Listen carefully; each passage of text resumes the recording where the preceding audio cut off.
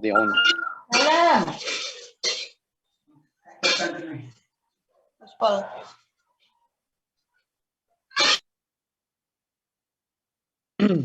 Di ayat 42 ini, maksudnya yang dimaksud dengan yauma itu adalah pada hari apa? Pada hari kiamat ya. Jadi yauma yukshafu an sakin itu yang dimaksud adalah keadaan orang yang sedang ketakutan, hendak lari karena hebatnya huru-hara hari kiamat. Jadi mereka menyingkapkan betis itu, maksudnya orang kalau lari itu kan kadang dengan mengangkat betisnya, artinya lari ya. Ketika mereka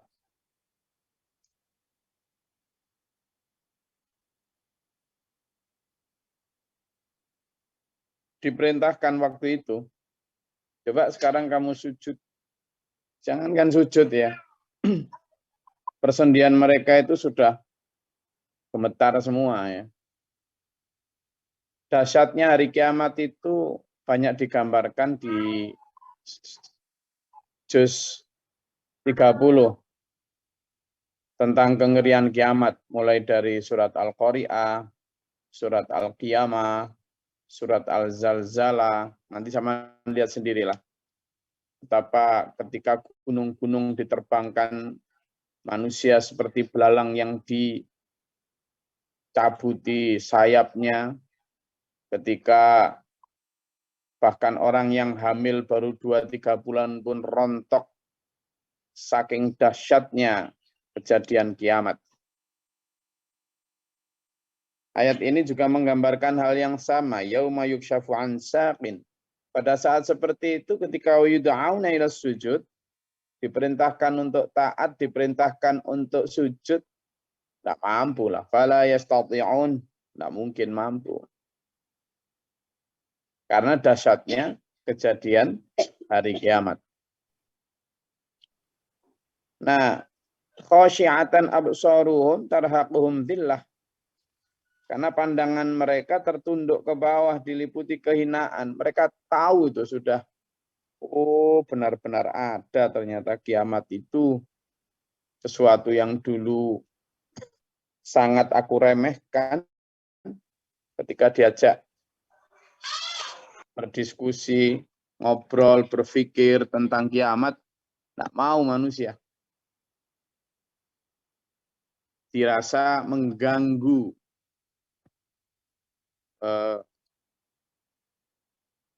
pemikirannya, dirasa mengganggu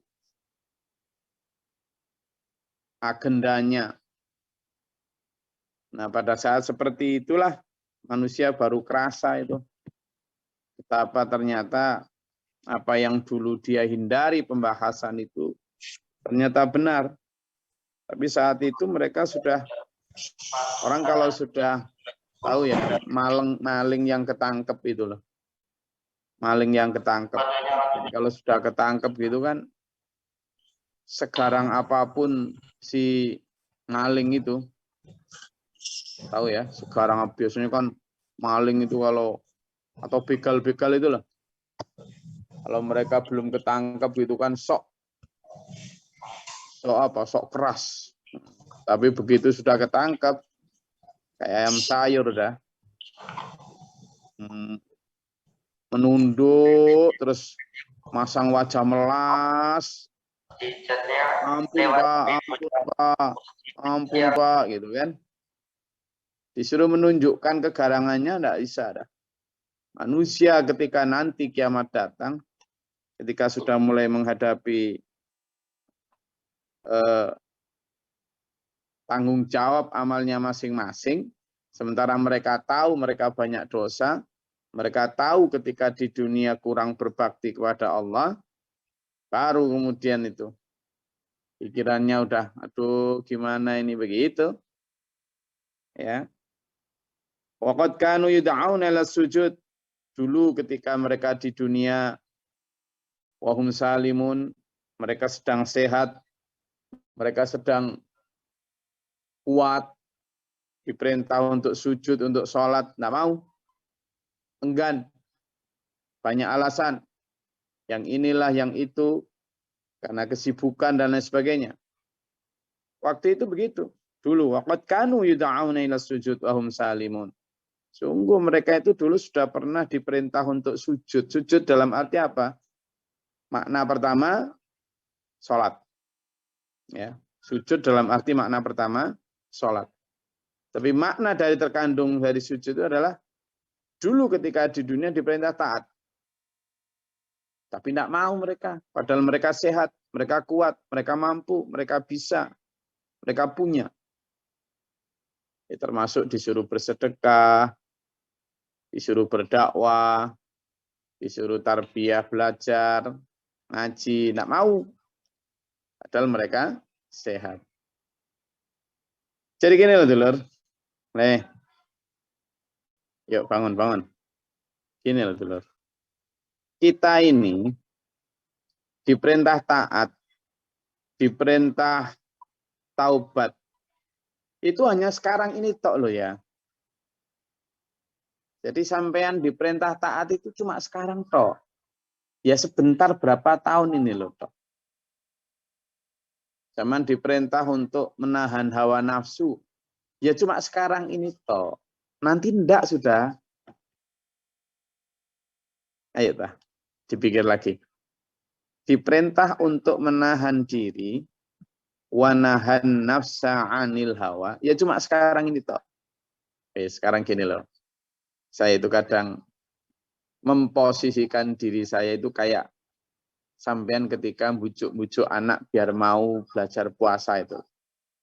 Cuman kalau membujuk anak biar mau belajar puasa itu waktu anak merengek-rengek jam 11 siang, nanti merengek lagi jam 2 siang. Lapar loh Pak, lapar loh Ma. Cuman bujuknya gimana?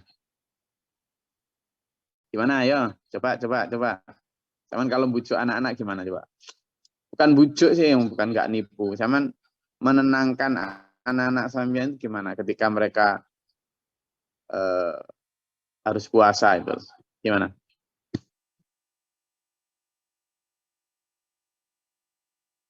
Lah ayo, gimana ketika bujuk itu? Tahan ya, sebentar lagi. Tahan ya, sebentar lagi. Terus apa lagi? Yang lain? Itu tentang waktu. Terus apa lagi? Biasanya apa Mas Wanto? Yang lain ayo. Nggak bisa sama nggak pernah bujuk sama itu mentak paling. Wis pasok. Gitu paling. Saya ini tanya yang nggak bentak, yang bujuk dengan tenang gitu coba. Coba siapa? Pak Lekdul nggak bisa, Pak Lekdul itu nggak halus itu. Pasok seblak mau. Oh no Pak Lekdul.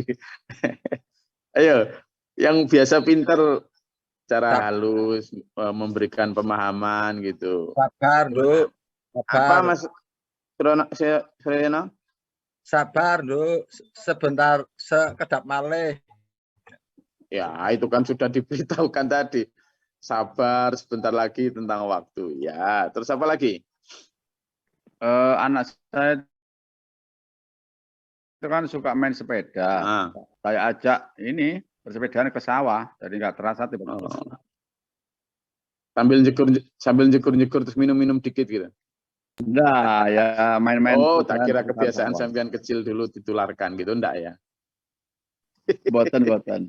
Oh iya. Kalau saya lebih pada iming-iming surga.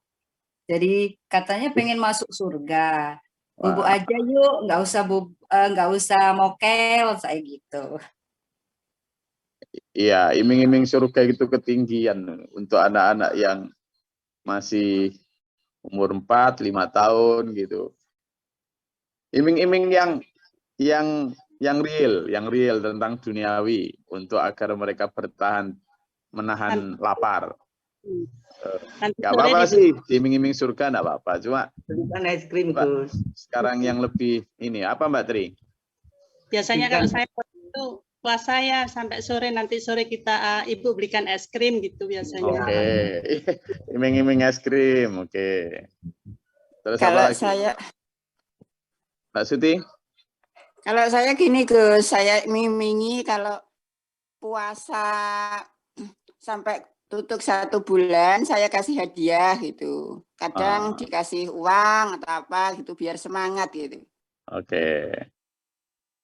Kalau puasa tadi diiming-iming es krim, ada diiming-iming surga. Ini diiming-iming apa? Dikasih apa biasanya 1 bulan? Sepeda. Kasih uang. Oh, uang. Kasih uang. Ya. Apalagi?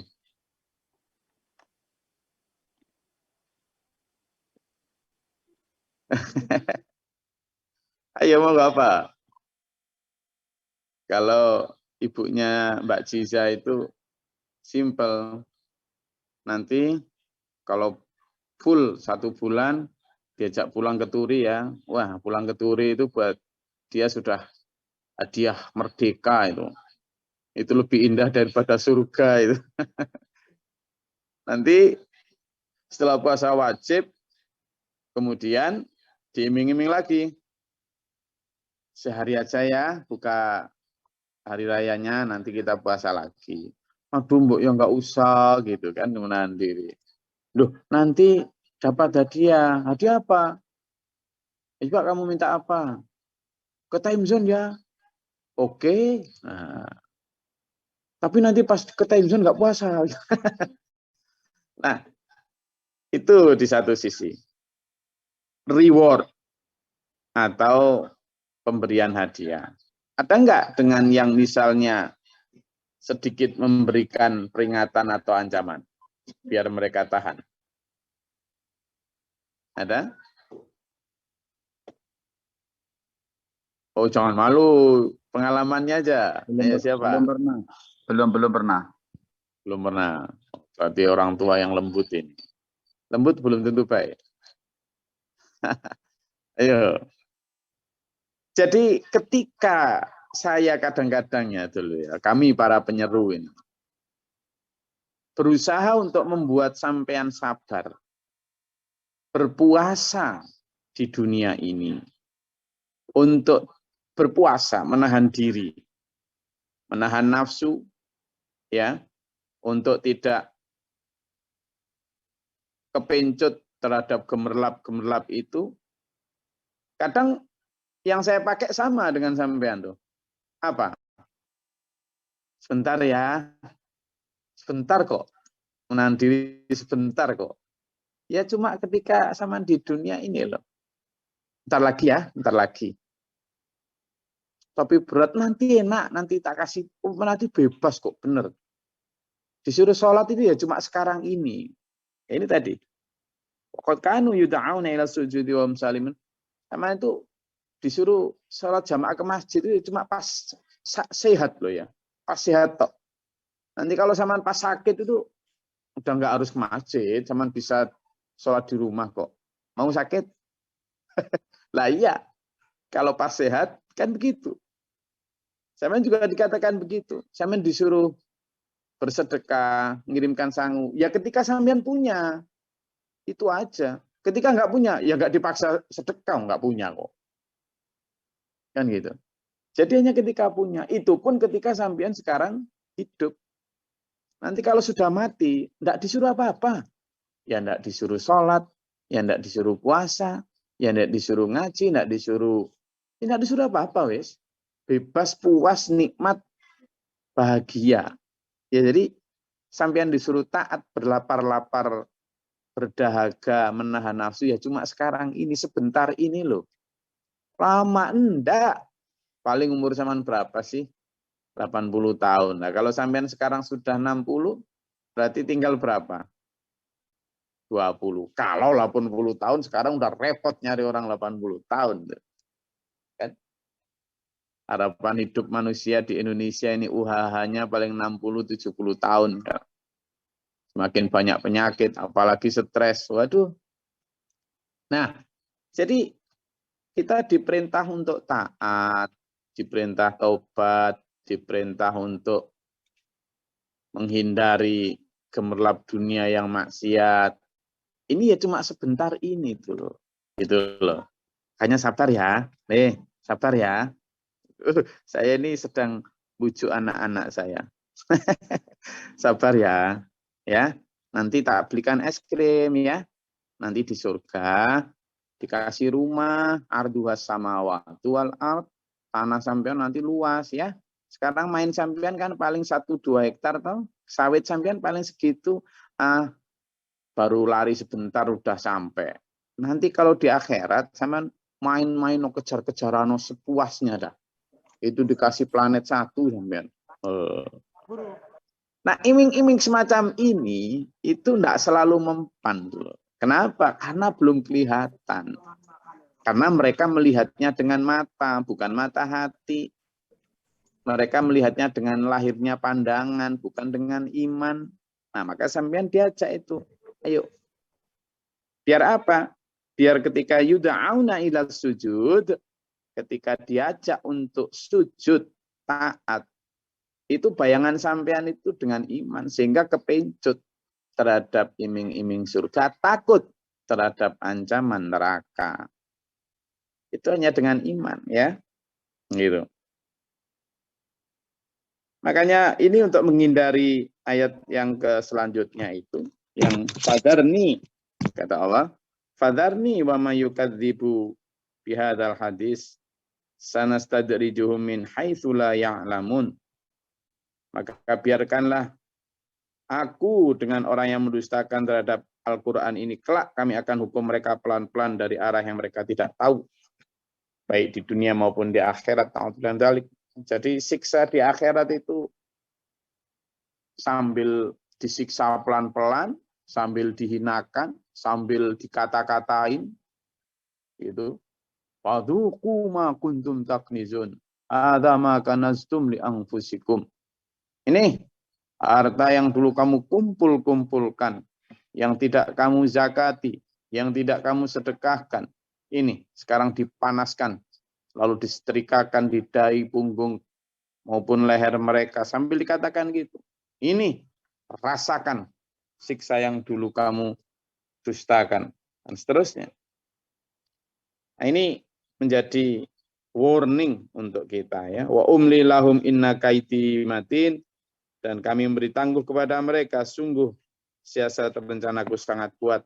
Kalau di dunia ini belum diberikan siksa itu, sebenarnya juga selain memberi tangguh, untuk memberi mereka kesempatan bertaubat.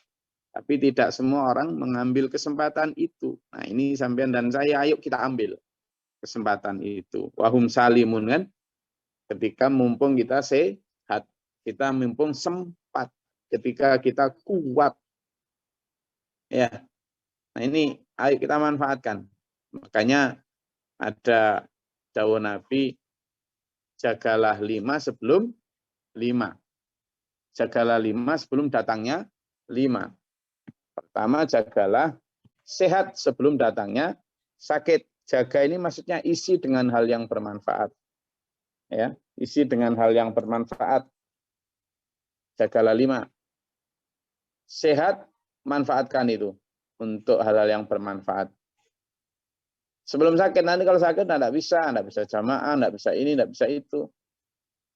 Yang kedua, jagalah muda sebelum tua. Ketika muda, energik, tenaga masih kuat, manfaatkan betul untuk khairun nas anfa'um linas. Jangan masih muda, ayo ibadah yang kuat, masih muda, besok aja yang tua. Lah kalau nanti tua, boyok, kumat, encok, rematik, alah, tungkluk itu. Nggak bisa sudah. Ya justru ketika muda ini, untuk dakwah, untuk perjuangan, dan seterusnya. Jagalah tua, jagalah muda sebelum tua. Jagalah lapang sebelum sempit kesempatannya. Jagalah lapang sebelum sempit. Ini kesempatan kita. Kita punya waktu luang sedikit, jangan dimanfaatkan untuk yang nggak penting ya. Manfaatkan untuk ngaji, untuk baca Quran, untuk berdakwah, untuk bersedekah, tenaga, maupun harta. Yang keempat adalah jagalah kaya sebelum miskin. Kita semua ini dalam terminologi Allah kaya. Jangan diartikan kaya itu hanya orang yang punya uang 1 M, 100 juta, 1 M ke atas. Enggak ya. Kita diberikan Allah tadi itu. Kesempatan, kesehatan, itu kaya. Dan kaya pun relatif. Bagi orang yang punyanya uang cuma 2.000, 100.000 udah kaya. Bagi orang yang punya uang 100.000, 1 juta itu kaya. Bagi orang yang punyanya cuma 1 juta, maka uang 10 juta itu kaya. Naik terus sampai 100, 1 M dan seterusnya. Sehingga apa? Maka ketika sampean punya uang 100.000 dan itu maksimal sampean punya, sampean sudah kaya. Jagalah itu sebelum sampean miskin. Apa maksudnya? Mumpung sampean kaya, seberapapun yang sampean miliki, selalu sisihkan untuk dunia dan akhirat sampean. Jangan dunia tok. Tuh. Yang terakhir, jagalah hidup sebelum mati. Mumpung nyawa masih dikandung badan, sampean masih punya kesempatan taubat dan perbaikan. Itu bedanya kita dengan orang kafir. Karena kalau orang kafir, dia hanya tahu dosa dan kekurangan ketika sudah masuk kubur. Maka tidak ada kesempatan taubat dan perbaikan kecuali siksa dan penyesalan. Itu orang kafir. Tahu dosa dan kekurangan setelah masuk kubur. Ketika di dunia tidak merasa itu. Tapi kalau orang beriman itu sadar dan tahu kekurangan dan dosanya sebelum mati. Sehingga dia punya kesempatan taubat dan perbaikan. Itu akhirnya yang membedakan kita dengan orang kafir. Orang mukmin tahu dosanya dan kekurangannya karena selalu muhasabah binafsi. Sehingga ada kesempatan taubat lalu melakukan perbaikan. Itu dulu ya. Sehingga ketika Allah memberi tangguh itu manfaatkan. Kemarin di ayat sebelumnya orang kafir Mekah pun ada yang begitu. Ketika mereka diberi azab terbakar kebunnya, lalu ada ausatu ya, orang yang bijaksana di tengah mereka memberi saran bertobat, mereka ternyata bertobat. Akhirnya benar ketika Fathul Makkah, mereka menjadi orang yang masuk Islam dan menjadi santrinya Rasulullah Muhammad SAW. Oke, sampai di situ. Monggo, kalau ada yang mau ditanyakan silakan.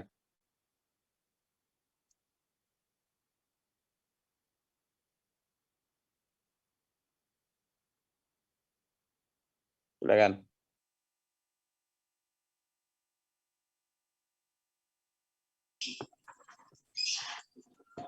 Izin Gus. Oke, monggo. Oke. Tentang Al-Quran ini betapa Allah itu Rahman Rahimnya ya Gus.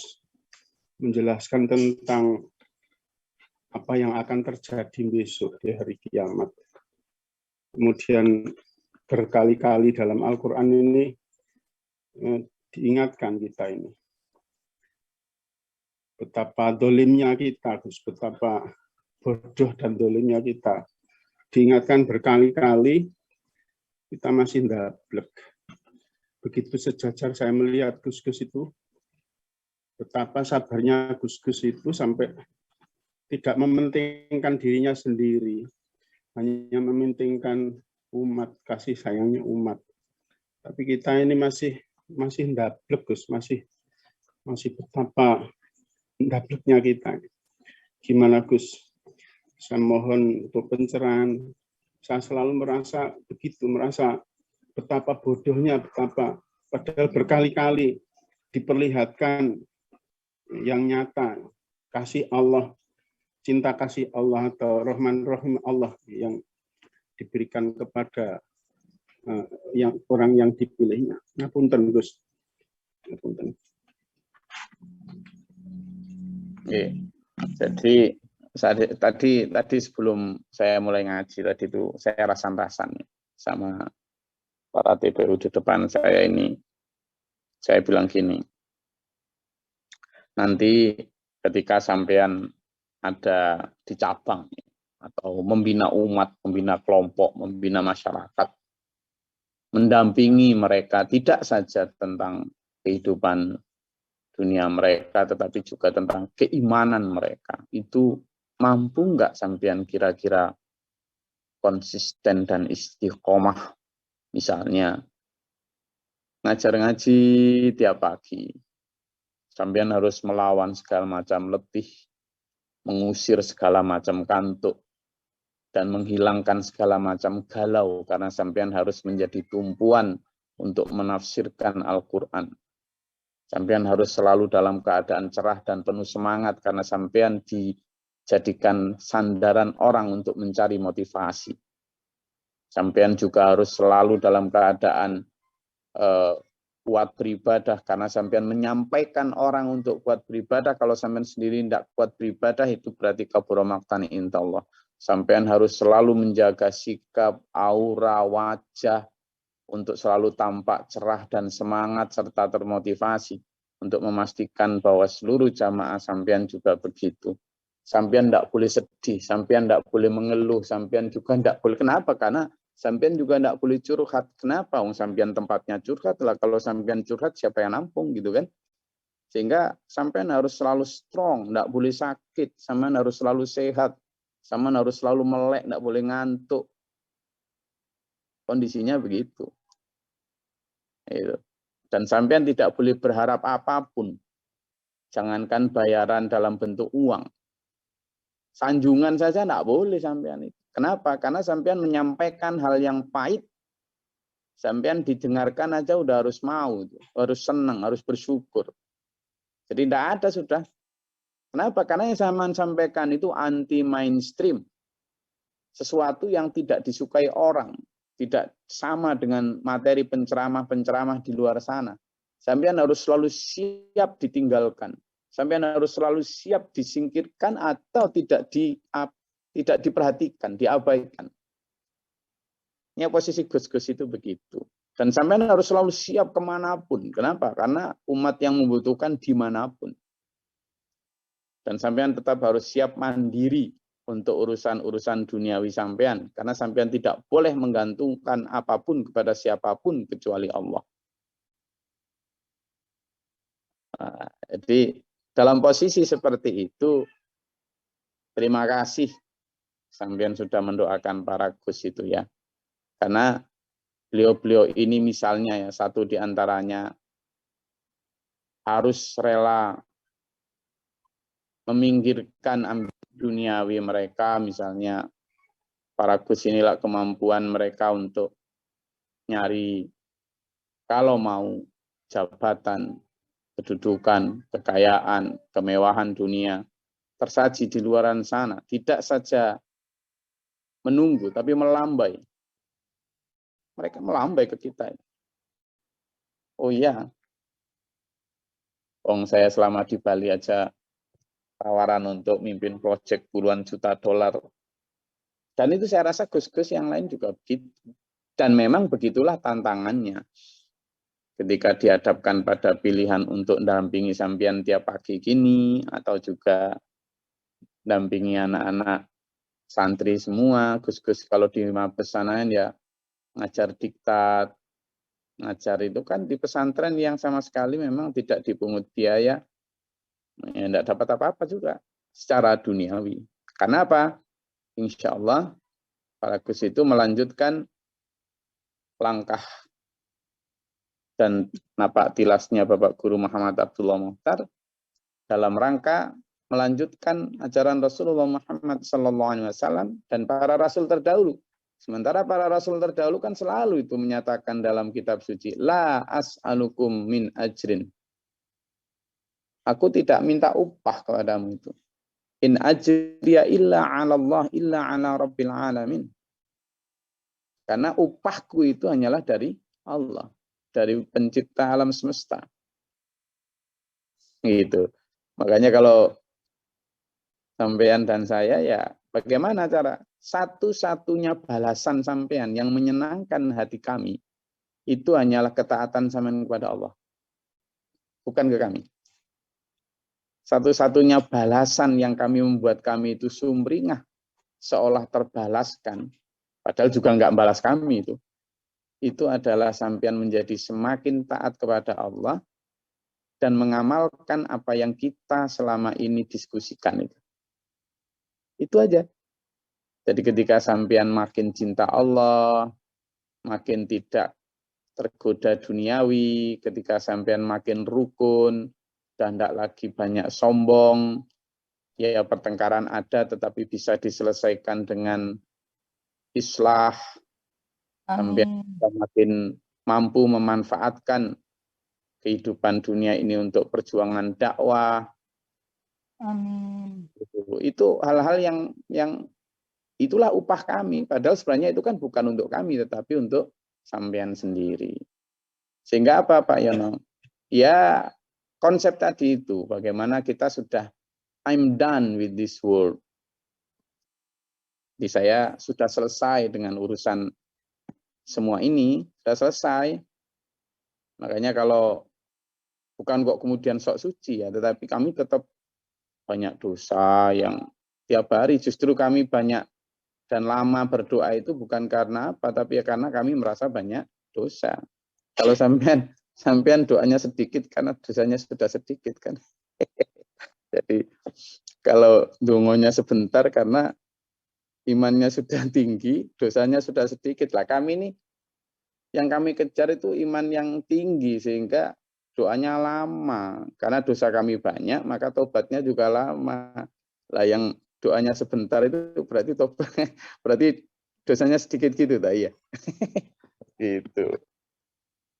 Makanya gitu dulu ya. Jadi apa yang bisa dilakukan itu tadi. Yang kemarin saya sampaikan itu. Jadi bagaimana membagi beban. Jadi berdakwah itu tujuannya dua ya. Membagi nikmat dan membagi beban. Jadi dakwah itu gitu. Kenapa? Karena hidayah untuk berada dalam kebenaran itu nikmat. Maka dibagikan. Ayo ikut ini yuk. Gitu. Ayo ikut di SPM ayo. Ini nikmat loh. Enggak pahit, enggak enak. Ya sudah enggak apa-apa. Karena lidahnya beda itu. Tapi sama minimal ngajak. Itu membagi nikmat. Lalu membagi beban. Dakwah itu juga membagi beban. Menjalankan agama ini kan berat. Maka dengan cara kita mengajak orang lain, anak, istri, suami, kerabat, teman, handai tolan, pergaulan, itu kan nanti kalau banyak yang ikut, bebannya berkurang. Karena kita bareng-bareng, saling mendukung, hand in hand. Jadi saling mendukung, satu menguatkan.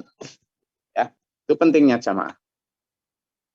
Saya rasa itu Pak Yono, sambil tetap kata Pak Guru 3 tips itu ya, kuat-kuatkanlah berdoa dimanapun sedang apapun, terutama malam tahajud, bangun. Yang kedua, yuk siap diremehkan, jangan ikut iklan, jangan ikut omongan orang, jangan pakai standar tetangga handai tolan, siaplah diremehkan dalam urusan dunia, asalkan nggak remeh di mata Allah. Karena inna akramakum indallahi atqakum. Yang terakhir adalah banyak-banyaklah bersedekah. Sedekah tidak harus harta. Kalau ada harta, harta. Kalau tidak ada harta, ya tenaga membantu perjuangan agama. Bahkan berdoa, mendoakan teman saudara pun itu sedekah. Saya rasa itu kajian kita pada pagi hari ini. Semoga Allah merahmati meridai kita, menuntun kita dalam siratal mustaqim ini, dalam perawat SPMA ini, ila akhiri hayat husnul khatimah. Amin. Allahumma shalli wa sallim wa barik ala sayyidina Muhammad. Allahumma fir lil mu'minina wal mu'minati wal muslimin muslimat. Allahumma atina fi man hadayt wa afina fi man afayt wa lana fi man tawallayt wa barik lana fi ma atayt wa qina syarra ma qadayt wa innaka tabarakta rabbana wa ta'ala alhamdulillah. Astagfirullah. Allahumma da'fa'na al-bala wal waba wa qadal hastina min wajina wa syishatan. Rabbana natina wa lina salina al-qamata. Rabbana wa la tajalna fi naqam zalimin. Rabbana mana faktubna ma syahidin. Rabbana la tuzigh qulubana ba'da idh hadaytana wa hab lana. Rabbi a'udzu bika min hamazati syayatin wa a'udzu bika rabbi a'udzu bika. Rabbana waj'alna muslimina laka min dhurriyyatina ummatan muslimatan. Rabbana atina fid dunya hasanah wa fil akhirati hasanah.